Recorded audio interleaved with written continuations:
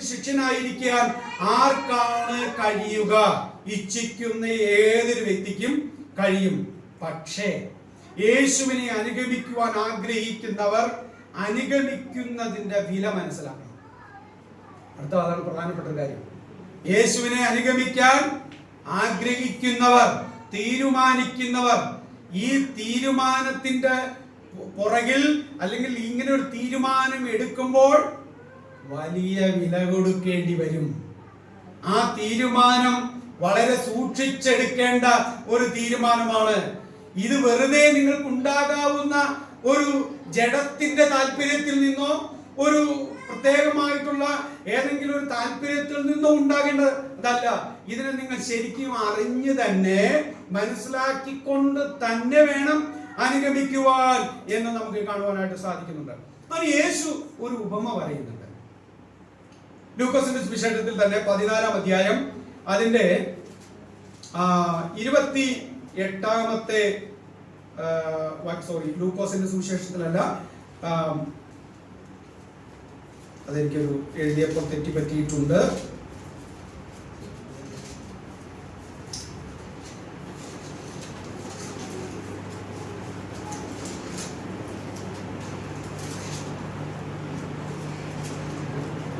അതൊരു ചെറിയ നോട്ടപ്പിശയില് എഴുതി വെച്ചപ്പോൾ തെറ്റിപ്പോയിട്ടുണ്ട്. ഓക്കെ, അതെ മോനെ 14 തന്നെ ഉണ്ട് അല്ലേ? അപ്പോ 14-ന്റെ ലൂക്കോസ് 14-ന്റെ അതെ, ഞാനത് എടുത്തു വെച്ചിട്ട് വേറെ ഇതിലൂടെ പോയി എന്റെ ഇത് മാറിക്കെടുക്കുന്നു. 14 അതന്നെ ഞാൻ പറഞ്ഞല്ലേ, ലൂക്കോസ് 14. ശരി, ലൂക്കോസ് 14-ന്റെ 28-ാമത്തെ വാക്യം നമുക്ക് നോക്കാം.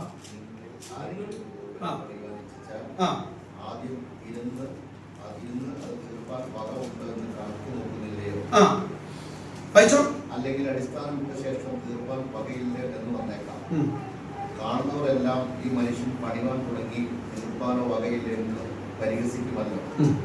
അല്ല, ഒരു രാജാവ് മറ്റൊരു രാജാവിനോട് പടയേൽപ്പാൻ പുറപ്പെടും മുമ്പേ ഇരുന്ന് 10,000-വുമായി വരുന്നവരോട് താൻ 10,000-വുമായി എതിർപ്പാൻ മതിയെന്ന് ആലോചിക്കുന്നില്ലയോ? പോരാ എന്ന് വരികിൽ മറ്റവൻ ദൂരത്തിരിക്കുമ്പോൾ തന്നെ സ്ഥാനാപതികളെ അയച്ച് സമാധാനത്തിനായി അപേക്ഷിക്കുന്നു. അങ്ങനെ തന്നെ നിങ്ങൾ ആരെങ്കിലും എനിക്കും തനിക്കുള്ളത് ഒക്കെയും വിട്ടുപിരിയുന്നില്ല എങ്കിൽ അവൻ എന്റെ ശിഷ്യനായിരിക്കാൻ കഴിയുകയില്ല. ശരി, ഇവിടെ ഈ ഭാഗത്തില് നമ്മൾ ഇപ്പോൾ ചിന്തിക്കുന്ന ഒരു കാര്യം ആണ് ഞാൻ ഉദ്ദേശിക്കുന്നത്. അവിടെ നമ്മൾ ഇപ്പോൾ ചിന്തിക്കുന്ന പ്രധാനപ്പെട്ട ചോദ്യം, ആർക്കാണ് യേശുവിന്റെ ശിഷ്യനായിരിക്കാനായിട്ട് കഴിയുക എന്നുള്ളതാണ്. നമ്മൾ ഒന്നാമത് കണ്ടു, ഇച്ഛിക്കുന്ന താല്പര്യപ്പെടുന്ന ഏതൊരു വ്യക്തിക്കും യേശുവിന്റെ ശിഷ്യനായിരിക്കാൻ കഴിയും. യേശു ഒരു പ്രത്യേക വിഭാഗത്തിന് വേണ്ടി മാത്രം തൻ്റെ അനുയായികളെ, അല്ലെങ്കിൽ ഒരു പ്രത്യേക വിഭാഗത്തിൽ നിന്ന് മാത്രമല്ല യേശു തൻ്റെ അനുയായികളെ പ്രതീക്ഷിക്കുന്നത്. തൻ്റെ അനുയായികളായിരിക്കാൻ ലോകത്തിലുള്ള ഏതൊരു വ്യക്തിക്കും, പുരുഷനും സ്ത്രീക്കും, ഏത് വിഭാഗത്തിലുള്ളവർക്കും യേശുവിന്റെ ശിഷ്യനായിരിക്കാൻ കഴിയും. പക്ഷേ യേശുവിടെ പറയുന്ന ഒരു കാര്യം നോക്കുക, പക്ഷെ എന്നെ ഒരുത്തൻ അനുഗമിക്കാൻ ഇച്ഛിച്ചാൽ ഒരു കാര്യം, നിങ്ങൾ എന്നെ അനുഗമിക്കുന്നത് വളരെ ലളിതമാണ് എന്ന് കരുതരുത്. വളരെ ഈസിയുള്ള കാര്യമാണ്, വളരെ നിസ്സാരമായ ഒരു കാര്യമാണ് എന്ന് നിങ്ങൾ ചിന്തിക്കരുത്. ഇതിന് ഒരു കണക്കുകൂട്ടൽ ആവശ്യമുണ്ട്. ഓക്കെ, ഇതിനൊരു കണക്കുകൂട്ടൽ ആവശ്യമുണ്ട്. ഈ കണക്കുകൂട്ടൽ എന്താണെന്നുള്ളത് പറഞ്ഞു തരാൻ വേണ്ടിയിട്ടാണ് യേശു 2 ഉദാഹരണങ്ങൾ പറയുകയാണ്. എന്താണ് 2 ഉദാഹരണങ്ങൾ? ഒരാളൊരു വീട് പണി, അല്ലെങ്കിൽ ഒരു ഗോപുരം, ഒരു കെട്ടിടം പണി, ഒരു വലിയ ബിൽഡിംഗ് പണിയുന്നതിനെ കുറിച്ച് താല്പര്യപ്പെട്ടാൽ എന്ത് ചെയ്യണം? ആ വീട് പണി തീർക്കാനുള്ള കാശ് കയ്യിലുണ്ടോ എന്ന് നമുക്ക് എല്ലാവർക്കും നന്നായിട്ട് അറിയാവുന്ന ഒരു ഉദാഹരണമാണ് അല്ലേ? പലപ്പോഴും നമ്മൾ പറയും ആകെ 10 ലക്ഷം ഉള്ളൂ വാസ്തേ, അപ്പൊ നമ്മൾ പറയും വിശ്വാസത്താ തുടങ്ങ് എന്ന്. അത് വസ്തുതയാണെങ്കിൽ യേശു ഇവിടെ വളരെ നോർമലായിട്ട് സംസാരിക്കുന്നത് കേട്ടോ. ഇതിൽ നിന്ന് നമ്മൾ പഠിക്കണം. യേശു പറഞ്ഞ ഉദാഹരണം കൂടിയാണ്. ഓക്കെ, ഒരു കാര്യം ചെയ്യാൻ തീരുമാനിച്ചാൽ, ഇവിടെ യേശു വിശ്വാസമില്ലാത്തതിന്റെ വാക്കുകളാണോ? ഇത് വേറൊരു കാര്യമാണ്. ഞാൻ ഇതിൽ നിന്ന് വേറൊരു ചിന്തയൊക്കെ പറയുന്നത് മാത്രമേ ഉള്ളൂ. ഇത് ഓഫ് ദ ട്രാക്കാണ്. ഓക്കെ, യേശു പറഞ്ഞതനുസരിച്ചാണെങ്കിൽ എന്ത് ചെയ്യണം? യേശു അല്ലെങ്കിൽ ഈ കഥ പറയാനേ പാടില്ലായിരുന്നു. ഓക്കെ, വിശ്വാസത്തിന്റെ സ്റ്റെപ്പാണ് ഇപ്പോൾ യേശു പറയുന്നത്. വിശ്വാസത്തിന്റെ സ്റ്റെപ്പ് അല്ല പറയുന്നത്. യേശു ഇവിടെ കണക്കുകൂട്ടലിന്റെ കാര്യമാണ്. വീട് പണിയാൻ ഇച്ഛിച്ചാൽ എന്ത് ചെയ്യണം? ആ ഒന്നെങ്കിൽ കയ്യിലുള്ള പൈസ കൊണ്ട് വീട് പണിയണം, ഓക്കെ, അല്ലെങ്കിൽ മനസ്സിലുള്ള താല്പര്യത്തിനനുസരിച്ചുള്ള വീട് പണിയാനുള്ള കാശ് കയ്യിൽ ഉണ്ടാകണം.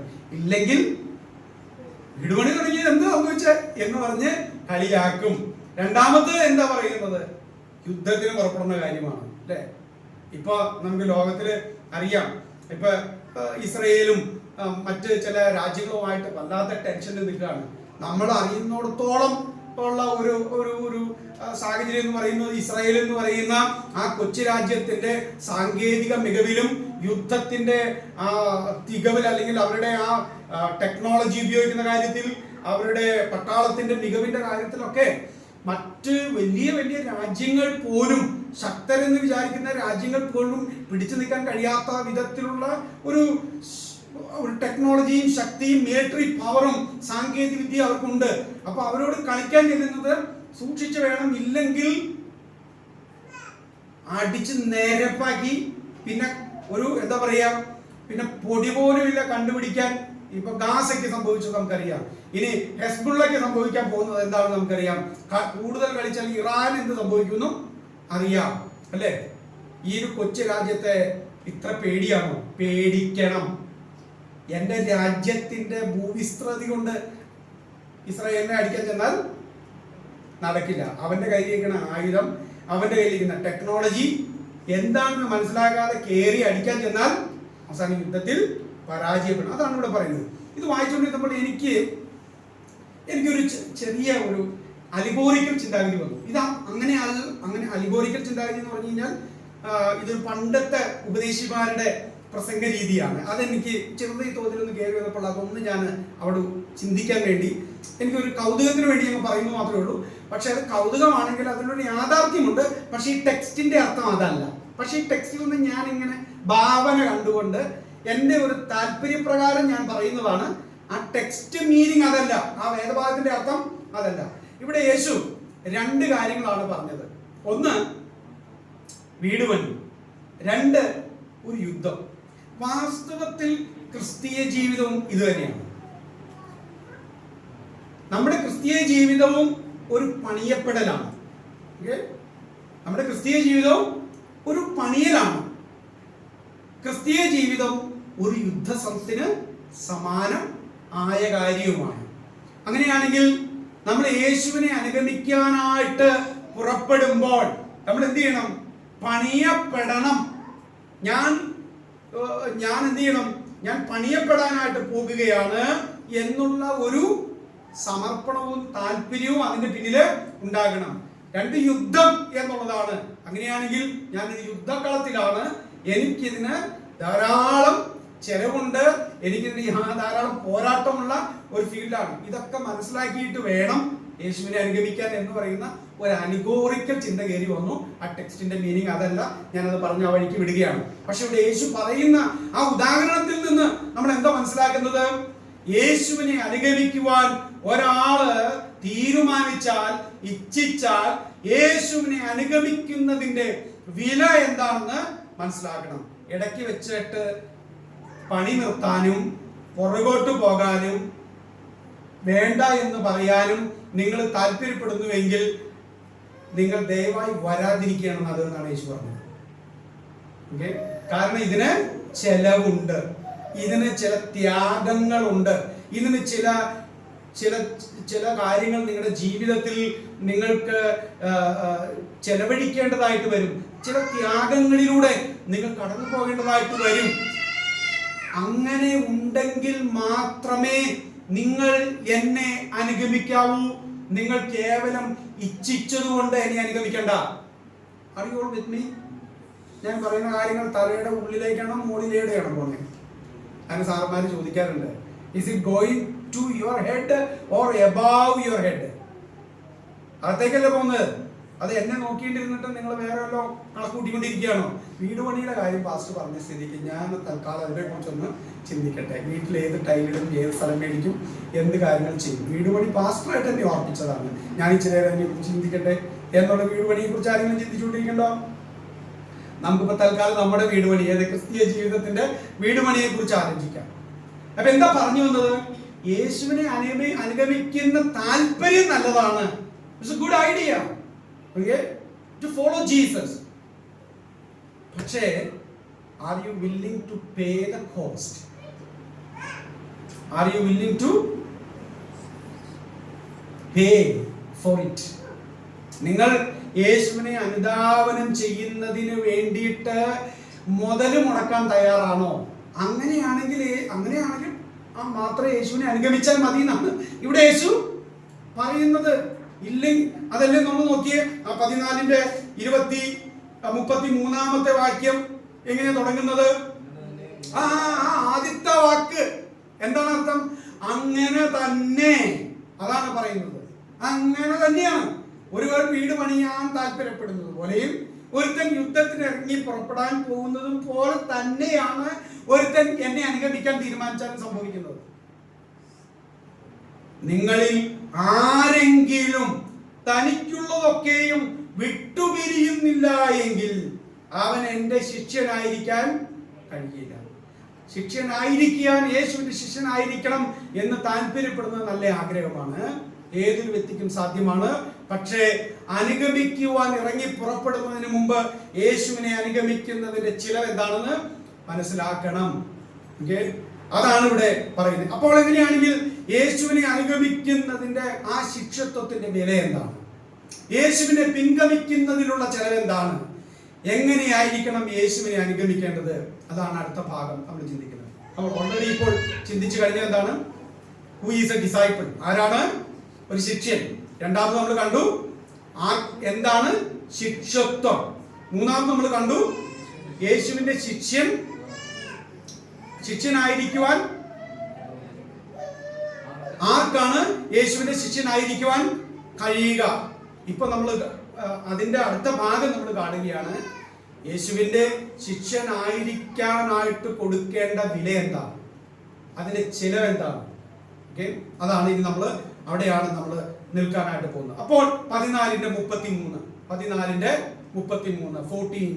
ലൂക്ക് ചാപ്റ്റർ 14 വേഴ്സ് 33 എന്നുള്ളതാണ്.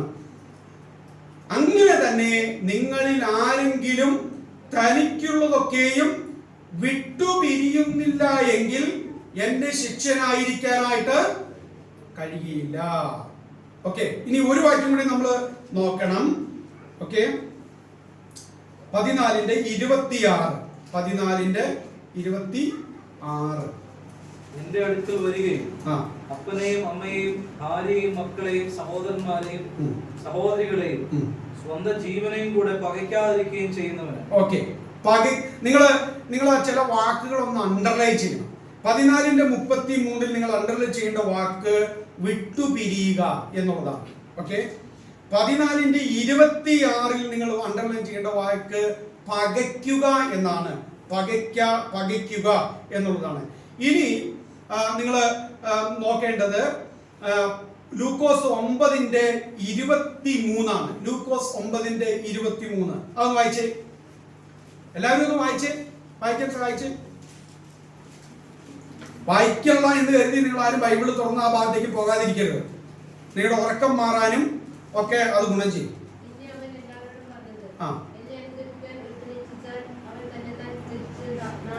തന്നെത്താൻ രണ്ടുണ്ട് അല്ലേ? ഓക്കെ, തന്നെത്താൻ ത്യജിച്ച്.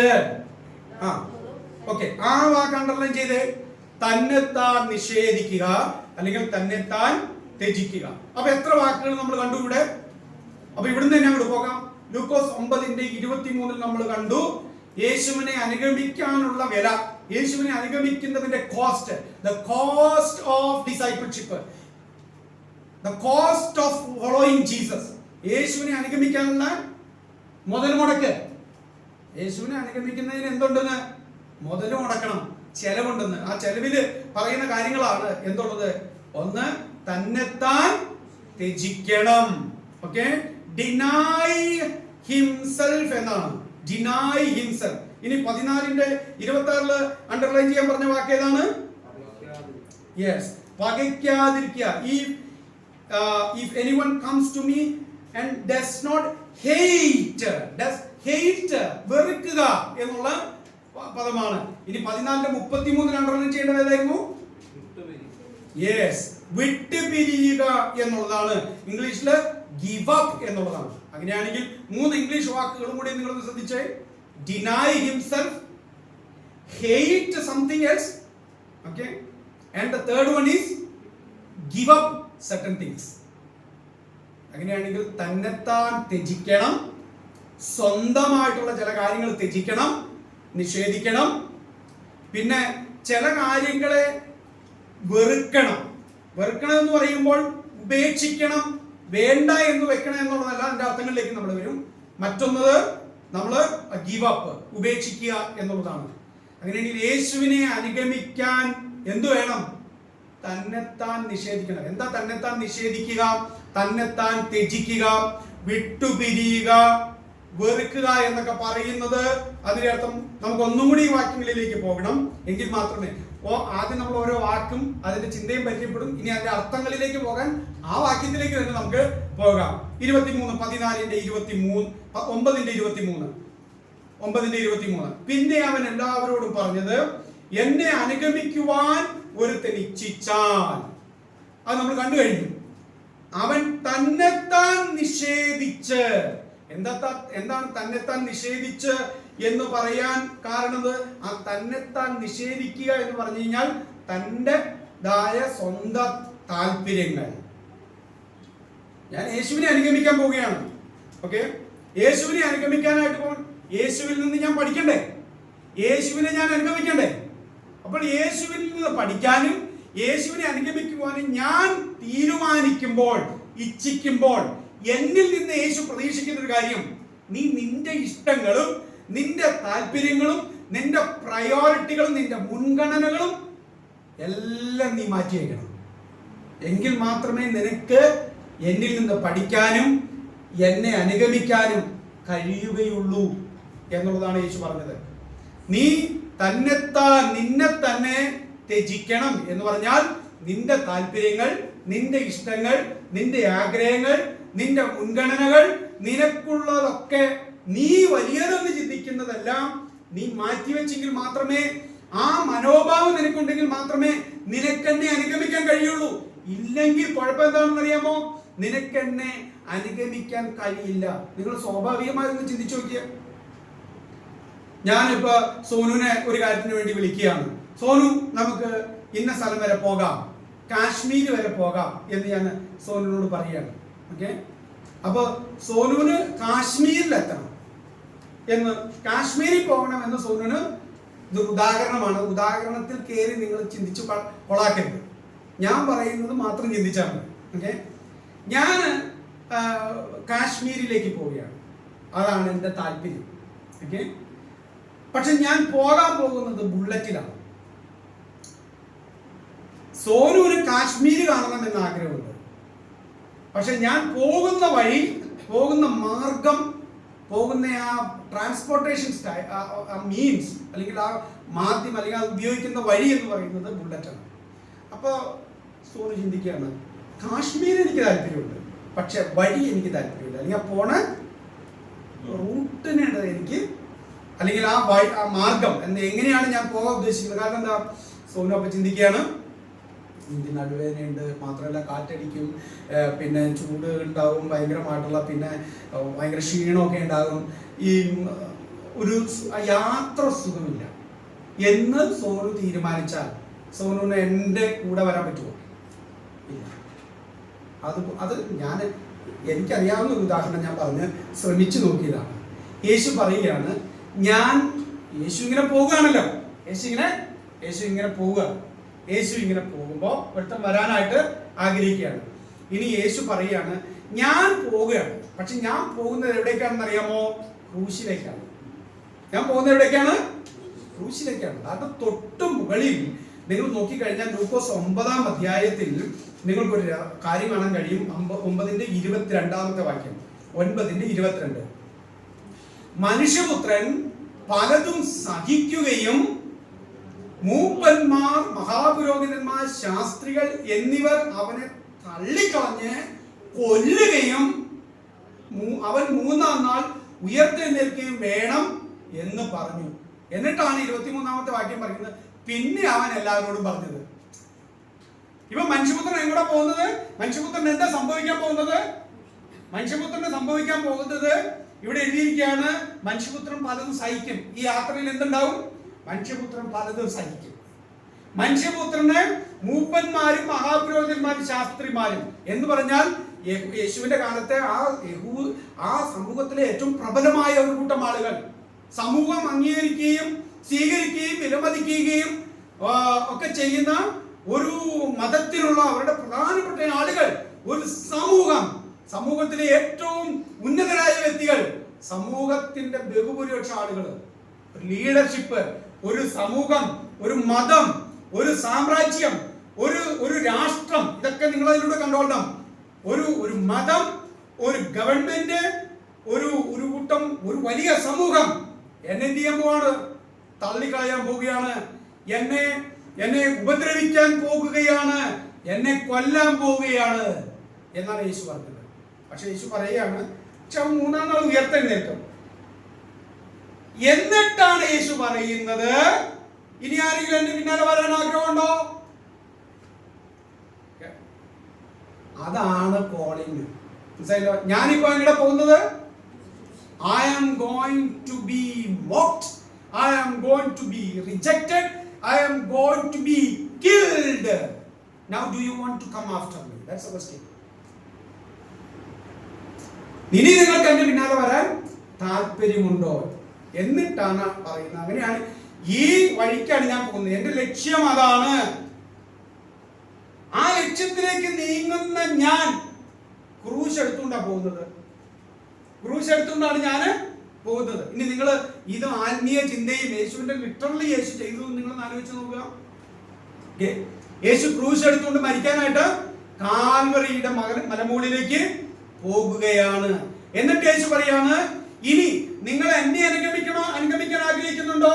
യേശു അടുത്ത വാചകത്തിൽ പറയുകയാണ്, നിങ്ങൾ എന്റെ ക്രൂശ് എടുക്കും. 23-ൽ നമ്മൾ കാണുകയാണ്, എന്നെ അനുഗമിക്കുവാൻ ഒരുത്തൻ ഇച്ഛിച്ചാൽ അവൻ തന്നെത്താൻ നിഷേധിക്കണം. You have to give up, you have to deny, you have to hate all your personal interest. നിങ്ങളുടെ താല്പര്യങ്ങൾ നിങ്ങൾ മാറ്റിവെക്കണം.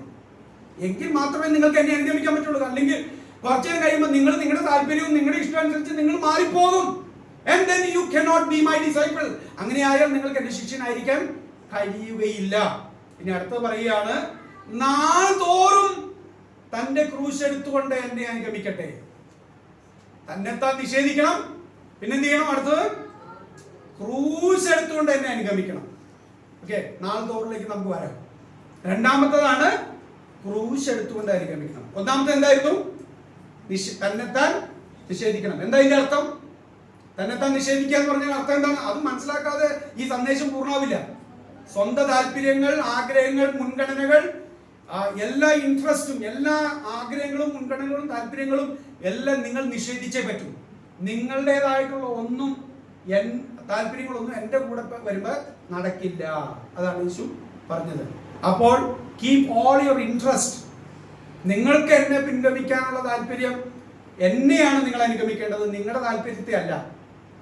Follow me, follow my interest, follow my way. എന്നെ അനുഗമിക്കുക, എന്റെ താല്പര്യങ്ങൾ നിങ്ങൾ അനുഗമിക്കുക, ഞാൻ പറയുന്നത് നിങ്ങൾ പഠിക്കുക. അല്ലാണ്ട് നിങ്ങൾ പഠിപ്പിക്കുന്ന വഴിയിലൂടെ ഞാൻ വരികയല്ല. Learn from me. അതാണ് യേശു പറഞ്ഞത്. ഇനി അടുത്തത്, ഇനി അനുഗമിക്കുമ്പോ ചുമ്മാ അനുഗമിച്ചാൽ പോരാ, ക്രൂശ് എടുത്തുകൊണ്ട് അനുഗമിക്കണം. അവിടെ യേശു ഉദ്ദേശിച്ചത് എന്താണ്? മരക്കുരിശ് എടുത്തുകൊണ്ട് അനുഗമിക്കുക എന്നുള്ളതാണ്? അല്ല, യേശു അതല്ല ഉദ്ദേശിച്ചത്. ഓരോരുത്തരും അങ്ങനെ ഓരോ മരത്തിന്റെ കുരിശുമായിട്ട് യേശുവിനെ അനുഗമിക്കുക എന്നുള്ളത് ആ ലിറ്ററൽ മീനിങ് അല്ല അവിടെ ഉദ്ദേശിക്കുന്നത്. പിന്നെ എന്താണ്? ക്രൂശ് എന്തിനെയാണോ പ്രതിനിധാനം ചെയ്യുന്നത്.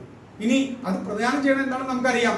യേശുവിന്റെ കാലത്ത് യേശു ക്രൂശ് ഉപയോഗിക്കുമ്പോൾ അതിന്റെ അർത്ഥം എന്തായിരുന്നു? ഈ ക്രൂശ് ചുമന്നുകൊണ്ട് പോകുന്ന ഒരു മനുഷ്യൻ. ആ മനുഷ്യനെ സമൂഹം എങ്ങനെയാ കാണുക?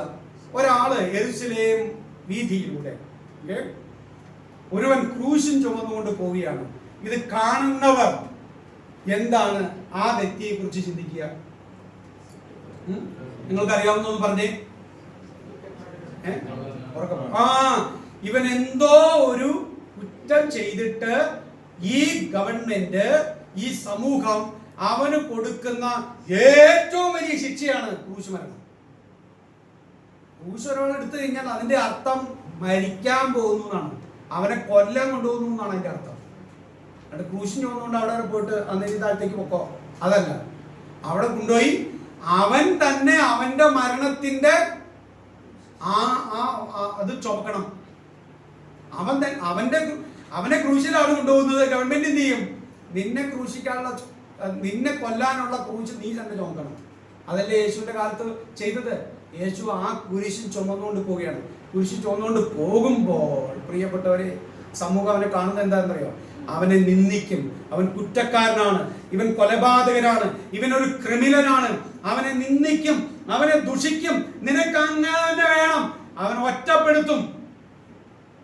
ഇതാണ് ക്രൂശിൽ ചുമന്നുകൊണ്ട് പോകുന്നവനോട് ഉള്ള ആറ്റിറ്റ്യൂഡ്. അപ്പോൾ യേശു പറയുകയാണ്, നിങ്ങൾ എന്നെ അനുഗമിക്കാൻ ഇച്ഛിച്ചാൽ നിങ്ങൾക്ക് എന്തുണ്ട്? നിങ്ങൾ ഒരു ക്രൂശ് ചുമക്കേണ്ടതായിട്ട് വരും. എന്താ ക്രൂശ് എന്നറിയാമോ? എന്നെ അനുഗമിക്കുമ്പോൾ നിങ്ങൾ ചുമക്കാൻ പോകുന്ന ക്രൂശ്, you will be rejected by people, you will be rejected by community. സമൂഹം നിങ്ങളെ വെറുക്കും, സമൂഹം നിങ്ങളെ നിന്ദിക്കും, സമൂഹം നിങ്ങളെ അപമാനിക്കും, സമൂഹം നിങ്ങളെ ഉപദ്രവിക്കും, വീട്ടുകാർ നിങ്ങളുടെ ശത്രുക്കളായി മാറും, നിങ്ങളുടെ വീട്ടിലുള്ളവർ തന്നെ നിങ്ങൾക്കെതിരെ നിൽക്കും. അതല്ലേ യേശു പറഞ്ഞത്? യേശു പറഞ്ഞു, ഞാൻ വാക്യങ്ങൾ വായിക്കാൻ പോയ കുറേ കൂടി സമയം എടുക്കുമല്ലോ എന്ന് കരുതിക്കൊണ്ട് ഞാൻ ഇപ്പോൾ അത് വായിക്കണോ വേണ്ടയോ എന്നുള്ളതാണ്. മർക്കോസിന്റെ സുവിശേഷം നിങ്ങളൊന്ന് എടുത്തേ, വേഗം ഒന്ന് എടുത്തേ. മർക്കോസിന്റെ സുവിശേഷം 10-ാം അധ്യായം. മത്തായിയുടെ സുവിശേഷം എടുക്കാം. മത്തായിയുടെ സുവിശേഷം 10-ാം അധ്യായം.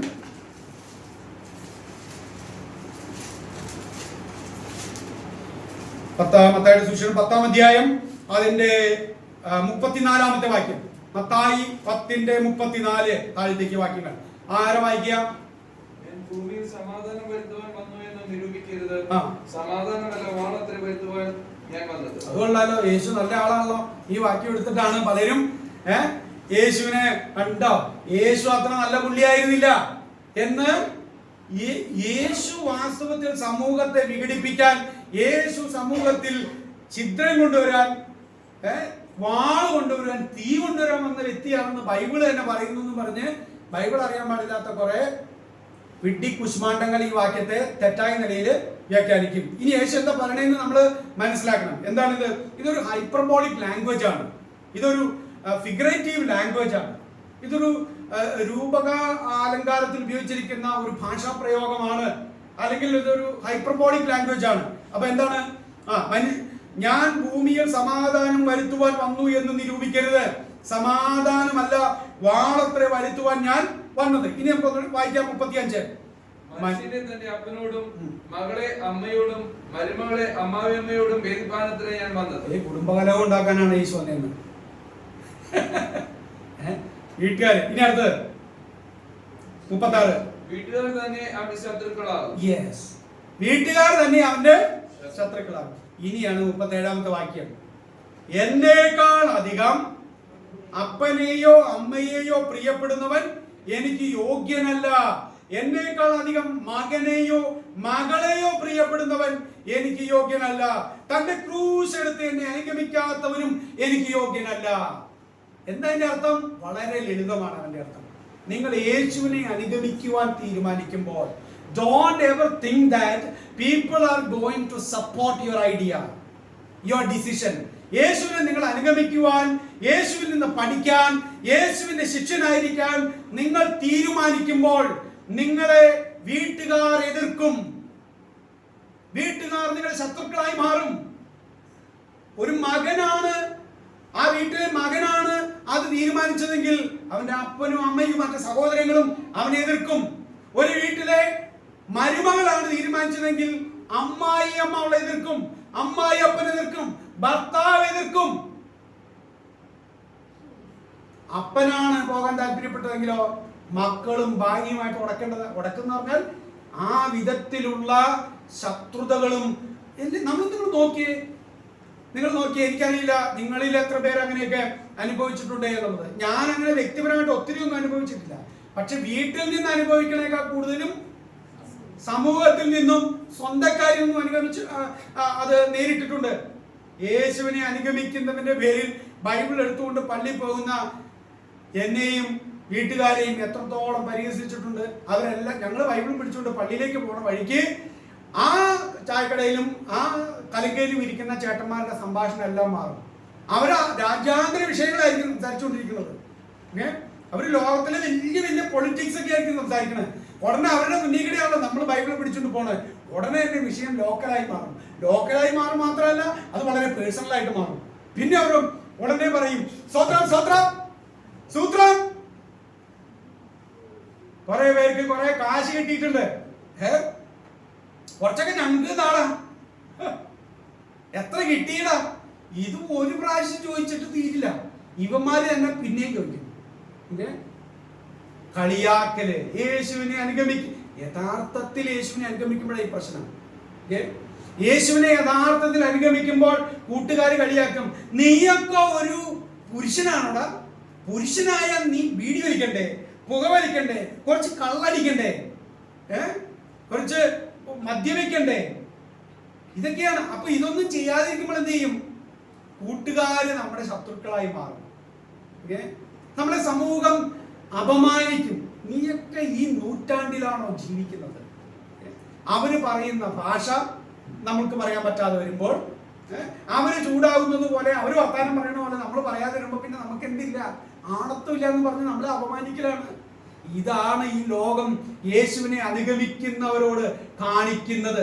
ആ ക്രൂശ് ചുമക്കാൻ നിങ്ങൾ തയ്യാറാണോ എന്നാണ് യേശു ചോദിച്ചത്. യേശുവിനെ അനുഗമിക്കുന്നവരോടുള്ള ബന്ധത്തിൽ ലോകം നിങ്ങളുടെ മുമ്പാകെ വെച്ച് നീട്ടുന്ന താല്പര്യങ്ങളും മുൻഗണനകളും ഇഷ്ടങ്ങളും അവർ മുന്നോട്ട് വെക്കുന്ന കാര്യങ്ങളും ത്യജിക്കാൻ നീ തയ്യാറാണോ? വിട്ടുപിരിയാൻ നീ തയ്യാറാണോ? ആ ഓഫറുകളെല്ലാം വേണ്ടാന്ന് വെക്കാൻ നീ തയ്യാറാണോ? അതാണ് ക്രൂശ്.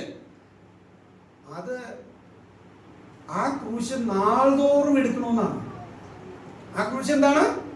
നാൾതോറും. അത് എല്ലാ ദിവസത്തെയും ക്രൂശാണ്. യേശുവിനെ അനുഗമിക്കുക എന്ന് പറയുന്നത് എൻ്റെ പ്രിയപ്പെട്ടവരെ, പ്രിയ സഹോദരി സഹോദരന്മാരെ, ഇത് ഡെയിലി ചോക്കേണ്ട ഒരു കാര്യമാണ്. അല്ലാണ്ട് 3 മാസത്തേക്ക് ഞാൻ യേശുവിനെ അനുഗമിക്കുന്നു, അടുത്ത 6 മാസം എൻ്റെതായ വഴിയിലൂടെ പോകാൻ ആഗ്രഹിക്കുന്നു. സാധ്യമല്ല, സാധ്യമല്ല. അതാണ് യേശു ഇവിടെ പഠിപ്പിക്കുന്നത്. നാൾതോറും യേശുവിനെ അനുഗമിക്കേണ്ടത് എങ്ങനെയാണ്? നാൾതോറും അനുഗമിക്കണം. അങ്ങനെയുള്ളവനാണ് യേശുവിന്റെ ശിഷ്യനായിരിക്കാൻ പറ്റുകയുള്ളൂ. That is the cost of discipleship. അതാണ് ശിഷ്യത്വത്തിന് കൊടുക്കേണ്ടുന്ന വില എന്ന് പറയുന്നത്. അപ്പോൾ തന്നെത്താൻ നിഷേധിക്കണം. താല്പര്യങ്ങൾ, ആഗ്രഹങ്ങൾ, മുൻഗണനകൾ, ഇതെല്ലാം നമ്മുടേതായിട്ടുള്ളതെല്ലാം മാറ്റിവെച്ച് യേശുവിന്റെ ആഗ്രഹങ്ങൾ, യേശുവിന്റെ താല്പര്യങ്ങൾ, യേശുവിന്റെ മുൻഗണനകൾ ശിഷ്യനായിരിക്കുന്ന എന്റേതും ആയിട്ട് മാറണം. ഗുരുവിനെ അധികം പ്രിയപ്പെടണം. മറ്റുള്ള എല്ലാവരേക്കാൾ, വീട്ടിലുള്ളവരെക്കാൾ, വീട്ടിലുള്ളവരെക്കാൾ. അതാണ് 10:37. എന്നേക്കാൾ അധികം അപ്പനെയോ അമ്മയെയോ പ്രിയപ്പെടുന്നവൻ എനിക്ക് യോഗ്യനല്ല. അപ്പൊ അമ്മ പറയും, അപ്പം പറയും, നീ ഇന്ന് ആരാധനയ്ക്ക് പോകണ്ട, നീ ഇന്ന്, അല്ലെങ്കിൽ കർത്താവുമായിട്ട് ബന്ധപ്പെട്ട ഒരു കാര്യത്തിന് വേണ്ടി ഒരുപക്ഷെ നിങ്ങളുടെ അപ്പനും അമ്മയും മക്കള്, ഭാര്യ, ഭർത്താവ് ഒക്കെ തടസ്സം നിൽക്കും. ആ തടസ്സം നിൽക്കുമ്പോൾ നിങ്ങളൊരു യുദ്ധത്തിലാണ്. ആ യുദ്ധത്തിൽ കാശ് മുടക്കാൻ തയ്യാറാണോ എന്നാണ് ചോദ്യം. എന്ന് പറഞ്ഞു കഴിഞ്ഞാൽ ആ യുദ്ധം നേരിടാൻ, നമ്മൾ കണ്ടില്ലേ ഒരു കഥ, ഒരു ഉപമ കണ്ടില്ലേ? ഒരുവൻ യുദ്ധത്തിന് ഇറങ്ങി പുറപ്പെടുമ്പോൾ അതിന് ചെലവ് വഹിക്കാനായിട്ട് ആവശ്യത്തിന് കാര്യമുണ്ടോ? നിങ്ങൾ നേരിടാൻ പോകുന്ന യുദ്ധം, നിങ്ങളുടെ മാതാപിതാക്കൾ, സഹോദരി സഹോദരന്മാർ, പ്രിയപ്പെട്ടവർ, ഭാര്യ ഭർത്താവ്, നിങ്ങളുടെ പ്രിയപ്പെട്ടവർ, വീട്ടുകാരൊക്കെ നിങ്ങൾക്കെതിരെ യുദ്ധത്തിന് വരും. ഈ യുദ്ധം നേരിടാൻ തയ്യാറാണോ? നിങ്ങൾക്ക് പിടിച്ചിരിക്കാൻ പറ്റുമോ? പിടിച്ചിരിക്കാൻ പറ്റുന്ന ഇത് പ്രിയപ്പെട്ടവർ, ഞാനിതൊരു വശമാണ് പറയുന്നത് കേട്ടോ. ഇതിനുള്ള ത്രാണിയും ഇതിനുള്ള കൃപയും ഒക്കെ കർത്താവ് തരും, അത് വേറെ കാര്യം. അത് വസ്തുത വേറെ. പക്ഷെ യേശുവിനെ അനുഗമിക്കുന്നതിനോടുള്ള ബന്ധത്തിൽ ഈ വിധത്തിലുള്ള സംഘർഷങ്ങളുണ്ട് എന്ന് നിങ്ങൾ അറിയുക. ഒരുപക്ഷെ കൂട്ടുകാർ പോലും നിങ്ങളെ വേണ്ടാന്ന് വയ്ക്കും. ആ കൂട്ട് വിടാൻ നിങ്ങൾ തയ്യാറാവുമോ? ലോകത്തിൽ നമുക്ക് ആരും അക്രൈസ്തവരായ കൂട്ടുകാരുണ്ടാവരുതെന്നല്ല നമ്മൾ പഠിപ്പിക്കുന്നത്. എനിക്കൊരു മുസ്ലിമോ ഒരു ഹിന്ദുവോ അല്ലെങ്കിൽ മറ്റേതെങ്കിലും മതത്തിൽപ്പെട്ട ഒരു സൗഹൃദം എനിക്ക് ഉണ്ടാകാൻ പാടില്ല എന്നുള്ളതല്ല. പക്ഷെ യേശുവിനെ അനുഗമിക്കുന്നതിന് അതെനിക്ക് തടസ്സമാണെങ്കിൽ, ആ വ്യക്തിയുമായിട്ടുള്ള കൂട്ടുകെട്ട് എന്നെ യേശുവിൽ നിന്ന് അകറ്റുമെങ്കിൽ, അതാണ് നിന്റെ യുദ്ധം, അതാണ് നിന്റെ ക്രൂശ്. അത് നീ ആ ക്രൂശ് ഏറ്റെടുക്കാൻ നീ തയ്യാറാകുമോ? What is your interest? Is your interest of Jesus or your own interest, or the interest of your friend or your family members or the society? What is your interest? What are your priorities? നിങ്ങളുടെ താല്പര്യങ്ങളും മുൻഗണനകളും എന്താണ്? അതാണ് ചോദ്യം. പ്രിയപ്പെട്ടവരെ, യേശുവിനെ ഞാനും അനുഗമിക്കണമെങ്കിൽ ഒരു പക്ഷെ ചില സൗഹൃദങ്ങൾ പോലും വേണ്ട എന്ന് വെക്കണം, ചില യാത്രകൾ പോലും വേണ്ട എന്ന് വെക്കേണ്ടി വരും, ചില കാര്യങ്ങളിൽ നോ പറയേണ്ടതായിട്ടുണ്ടാകും, ചില കാര്യങ്ങളിൽ നിന്ന് നിശ്ചയമായിട്ടും ഒഴിഞ്ഞിരിക്കേണ്ടതായിട്ടുണ്ടാകും. Otherwise you cannot be my disciple. That's it. The point is very clear. The point is, യേശു ആരും പ്രലോഭിപ്പിച്ചിട്ടില്ല, യേശു ആരും മോഹന വാഗ്ദാനങ്ങൾ കൊടുത്തില്ല, യേശു ഒരു സൂത്രവാക്യം പറഞ്ഞില്ല. The straight forward message is you have to deny yourself. You have to deny and hate certain things that you love so much. നിങ്ങൾ ചിലപ്പോൾ അതല്ലേ ഒരുത്തന്നെ യേശുവിനെ അനുഗമിക്കാനായിട്ട്, യേശു ഒരാളെ അനുഗമിക്കാനായിട്ട് വിളിക്കുകയാണ്. അപ്പോൾ അവൻ പറഞ്ഞു, അത് ഞാൻ വീട്ടിലൊക്കെ ഒന്ന് പോയി എല്ലാവരോടും ഒക്കെ ഒന്ന് പറഞ്ഞ് അപ്പനെയൊക്കെ ഒന്ന് കുഴിച്ചിട്ടിട്ട് വരാം. അപ്പനെ നമുക്കറിയില്ല, അവൻ്റെ അപ്പൻ മരിക്കാൻ കിടക്കുകയാണോ അതോ ഇനി കുറെ നാള് കഴിഞ്ഞിട്ട് മരിക്കുകയാണോ, ഇതൊന്നും നമുക്ക് അവിടെ നിന്ന് മനസ്സിലാകില്ല. പക്ഷെ അവൻ പറയുകയാണ്, ഞാൻ നിന്നെ അനുഗമിക്കാൻ ഞാൻ പോയിട്ട് അപ്പനെ കുഴിച്ചിട്ടിട്ട് വരാം.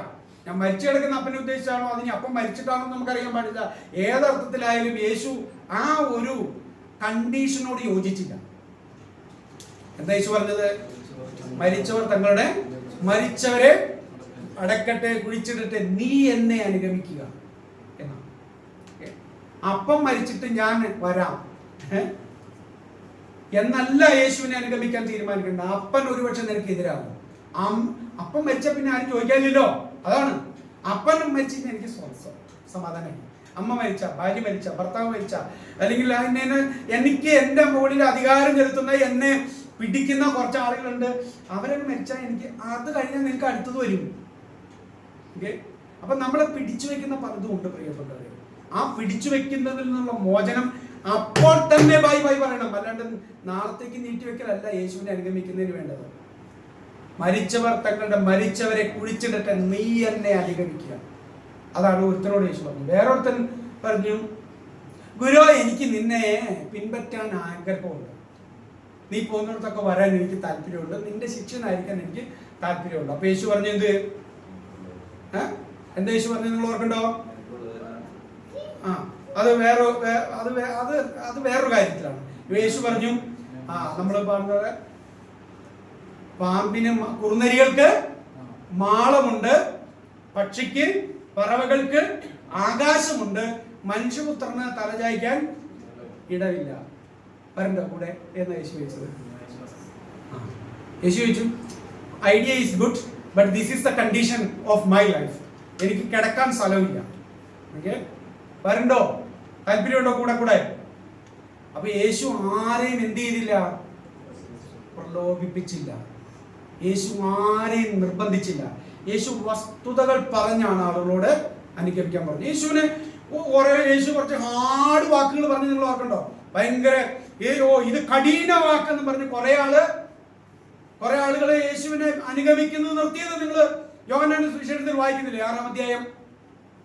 അപ്പൊ യേശു ചോദിച്ചു, അല്ല നിങ്ങൾക്കും പോയിക്കൂടെ, നിങ്ങളും പൊക്കോ വേണമെങ്കിൽ. യേശുവിന്റെ സിംഹാസനവും യേശുവിന്റെ രാജ്യവും യേശുവിന്റെ ഒരു കാര്യം ഇടിഞ്ഞു വീഴാൻ പോകുന്നില്ല 10 ആള് കുറഞ്ഞാൽ.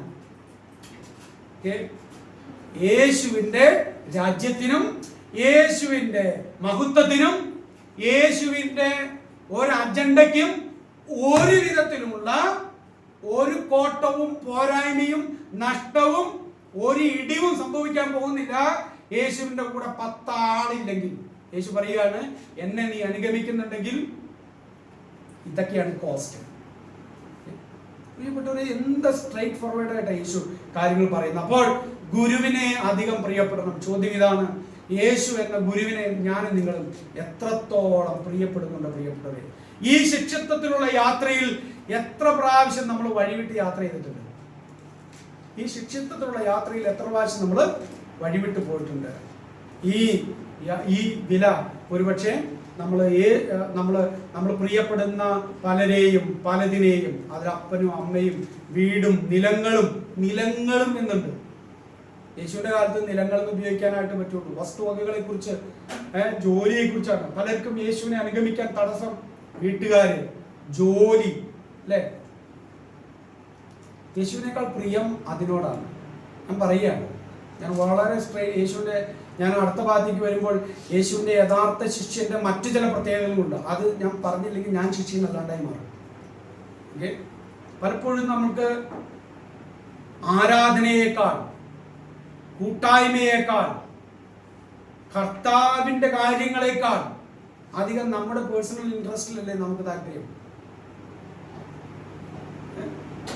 നമുക്ക് നമ്മുടേതായ വ്യക്തിപരമായ താല്പര്യങ്ങളിലാണ് കൂടുതൽ നമ്മുടെ താല്പര്യം. ഒത്താൽ എല്ലാം സാഹചര്യങ്ങൾ ഒരുങ്ങിയാൽ നോക്കട്ടെ, ഇതൊക്കെയല്ലേ നമ്മൾ പലപ്പോഴും പല കാര്യത്തോടുള്ള ബന്ധത്തിൽ പറയാറുള്ളത്. അതല്ല, ഇതിനോട് പടവെട്ടി തന്നെ നിങ്ങൾ പോകേണ്ടതെന്നാണ് പറയുന്നത്. ഇതിനോട് എതിർത്ത് തന്നെയാണ് നിങ്ങൾ യാത്ര ചെയ്യേണ്ടത്. എന്ന് പറഞ്ഞു കഴിഞ്ഞാൽ യേശുവിനെ അനുഗമിക്കുന്നതിൽ നിങ്ങൾക്ക് പോരാട്ടങ്ങളുണ്ട്.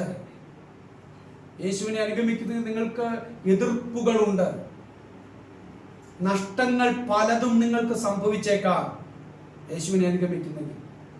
എങ്കിലാണ് നമുക്ക് യേശുവിന്റെ ശിഷ്യനായിരിക്കാൻ കഴിയുള്ളൂ. നമുക്ക് അപമാനവുമുണ്ട്. യേശു ആത്യന്തികമായി പറയുന്നത്, മരണത്തെ പോലും നിങ്ങൾ ഭയപ്പെടരുത്. ക്രൂശ് എടുത്തുകൊണ്ട് പോകുന്നതിന്റെ ആത്യന്തികമായി സംഭവിക്കാൻ പോകുന്നത് എന്താ? മരണം. നീ ക്രൂശ് എടുത്തുകൊണ്ട് നിന്നെ കൊല്ലാൻ പോയി, നീ എന്റെ പിന്നാലെ വരുമ്പോൾ നിനക്ക് കിട്ടാൻ പോകുന്നത് മരണമായിരിക്കും. ആളുകൾ ഒരുപക്ഷെ നിന്നെ കല്ലെറിയും. സ്തെഫാനോസ്, അവൻ കല്ലെറിയപ്പെട്ടു, അല്ലേ? പൗലോസ്, പത്രോസ്, യേശുവിന്റെ മറ്റനേകം ശിഷ്യന്മാർ, അവരെല്ലാം യേശുവിനെ അനുഗമിച്ചപ്പോൾ അവർക്ക് കിട്ടിയത് എന്താ? ഈ ലോകത്തിന്റെ അപമാനം, ഈ ലോകത്തിന്റെ നിന്ദ. ഈ ലോകം അവരെ ക്രൂശിച്ചു, ഈ ലോകം അവരുടെ കഴുത്ത് വെട്ടി, ഈ ലോകം അവരെ ഒറ്റപ്പെടുത്തി. പ്രിയപ്പെട്ടവരെ, ഈ ലോകം എന്നെയും നിങ്ങളെയും അങ്ങനെ തന്നെ ചെയ്യും. അതുകൊണ്ടാണ് നമ്മൾ പാടുന്നൊരു പാട്ട്, അല്ലേ? സിയോൻ സഞ്ചാരി ഞാൻ, യേശുവിൽ ചാരി ഞാൻ പോകുന്നു കുരിശിന്റെ പാതി. നമുക്ക് ആ പാട്ടിന്റെ ഈരടികളൊന്ന് പാടാം. സിയോൻ സഞ്ചാരി ഞാൻ, യേശുവിൽ ചാരി ഞാൻ പോകുന്നു കുരിശിന്റെ പാതയിൽ.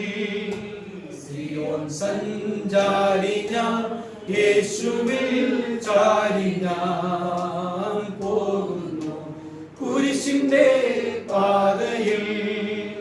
ലോകമേതും യോഗ്യം അല്ലെനിക്കതാൽ, ശോകമില്ല ഭാഗ്യം ഉണ്ട് ക്രിസ്തുവിൽ.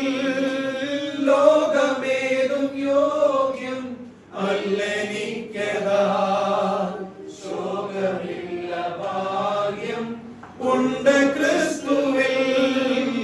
നാദരു മുൾമുടി നൽകിയ ലോകമേ, നീ തരും പേരെനിക്കെന്തിനാ?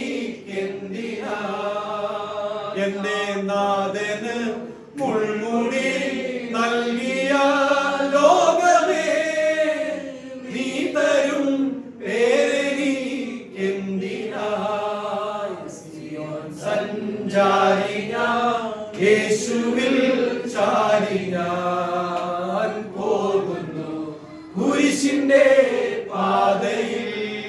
പ്രിയപ്പെട്ടവരെ, നമ്മുടെ നാഥന് ഈ ലോകം മുൾമുടി നൽകിയെങ്കിൽ നമുക്കും അത് തന്നെയുള്ളൂ. ഈ ലോകം നമ്മുടെ കർത്താവിന് ക്രൂശാണ് നൽകിയതെങ്കിൽ തന്നെ അനുഗമിക്കുന്നവർക്കും ക്രൂശാണുള്ളത്. പക്ഷെ ലോകം തരുന്ന കിരീടം നിങ്ങൾ ആഗ്രഹിക്കുന്നുവെങ്കിൽ യേശുവിന്റെ പിന്നാലെ പോകാൻ നിങ്ങൾക്ക് കഴിയില്ല. Do you love Jesus more than yourself? Do you love Jesus more than anything in the world? do you love Jesus more than anyone else in the world? Only then you can be the disciple. I can be the disciple of Jesus Christ. എന്നെയും എനിക്കുള്ളതിനെയും എനിക്കുള്ള പ്രിയപ്പെട്ടവരെക്കാളും അധികം ഞാൻ യേശുവിനെ സ്നേഹിക്കുന്നില്ല എങ്കിൽ, യേശുവിനെ പ്രിയപ്പെടുന്നില്ല എങ്കിൽ, യേശുവിനെ ഞാൻ മുൻഗണന കൊടുക്കുന്നില്ല എങ്കിൽ എനിക്ക് യേശുവിന്റെ ശിഷ്യനായിരിക്കാൻ കഴിയില്ല എന്നുള്ള യേശുവിന്റെ പഠിപ്പിക്കൽ. ഒരു കാര്യം കൂടി പറഞ്ഞ് ഞാൻ അവസാനിപ്പിക്കാം. യേശു പറയാണ്, നിങ്ങൾക്ക് എൻ്റെ ശിഷ്യനായിരിക്കാനായിട്ട് കഴിയണമെങ്കിൽ നിങ്ങൾ എന്നെയും എൻ്റെ വചനങ്ങളെയും കുറിച്ച് നാണിക്കാൻ പാടില്ല, ലജ്ജ ഉണ്ടാകാൻ പാടില്ല. യേശുവിനെ കുറിച്ച് പറയാൻ, യേശുവിൻ്റെ വചനങ്ങൾ പ്രസംഗിക്കാൻ, യേശുവിൻ്റെ വചനങ്ങൾ ഏറ്റുചൊല്ലാൻ, യേശുവിൻ്റെ വചനങ്ങൾ ഫേസ്ബുക്കിൽ പോസ്റ്റ് ചെയ്യാൻ, ലോകത്തിലുള്ള മറ്റ് പല മഹാന്മാർ പറഞ്ഞതും പല സിനിമാ നടന്മാർ പറഞ്ഞതും രാഷ്ട്രീയക്കാർ പറഞ്ഞതും എന്താ പറയുക മോട്ടിവേഷണൽ ടീച്ചേഴ്സ് പറഞ്ഞതും സ്പോർട്സ് താരങ്ങൾ പറഞ്ഞതും നിങ്ങൾക്ക് പങ്കുവയ്ക്കാൻ നാണില്ല. പക്ഷെ യേശുവിൻ്റെ ഒരു വചനം പങ്കുവയ്ക്കാൻ എന്തൊരു നാണക്കേടാ. Now let me ask a personal question to everyone who asks the social media. How many of you and how many of us are sharing what Jesus has said?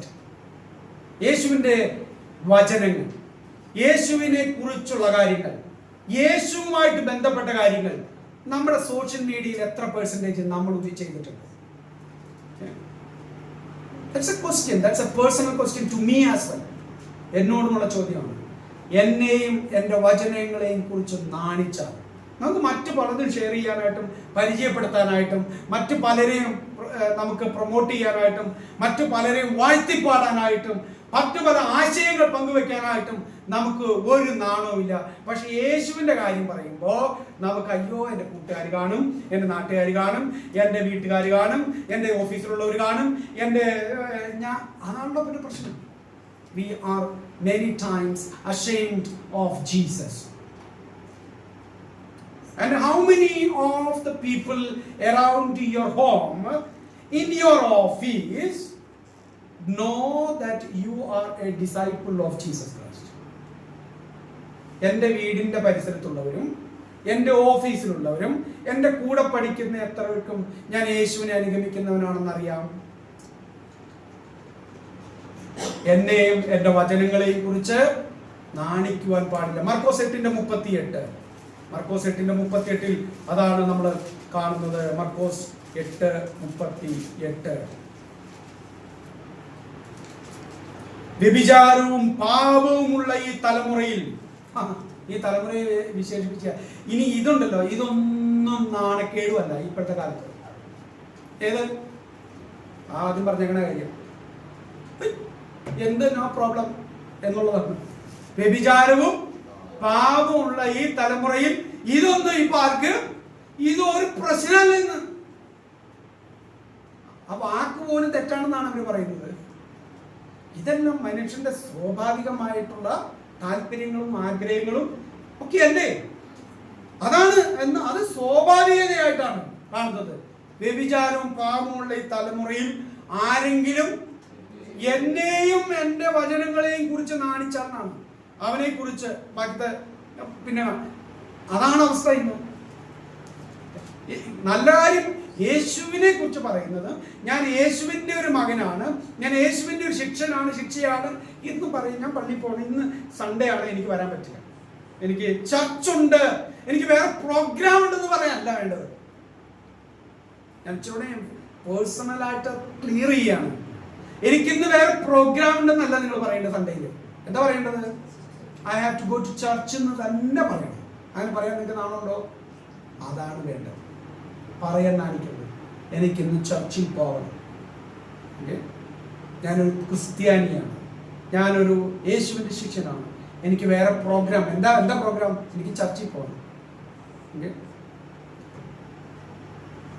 പ്രിയപ്പെട്ടവരെ, നമുക്ക് യേശുവിനെ കുറിച്ച് യേശുവിൻ്റെ വചനങ്ങളെയും കുറിച്ച് നാണിച്ചാൽ യേശു പറയും ഞാനും നാണിക്കുന്നു നിങ്ങളെ കുറിച്ച്. പക്ഷെ യേശു വേറൊരു കാര്യം കൂടി പറഞ്ഞു, നിങ്ങൾ എന്നെ ഏറ്റു പറഞ്ഞാൽ ഞാനും ദൂതന്മാരുടെ മുമ്പാകെ ഏറ്റു പറയും. അപ്പം നാണിക്കാൻ പാടില്ല ഒരു ശിക്ഷ. അപ്പോൾ ശിക്ഷത്വത്തിൻ്റെ വിലയാണ് നമ്മൾ കണ്ടത്. ഒരു കാര്യം കൂടി പറഞ്ഞ് ഞങ്ങൾ അവസാനിപ്പിക്കുകയാണ്.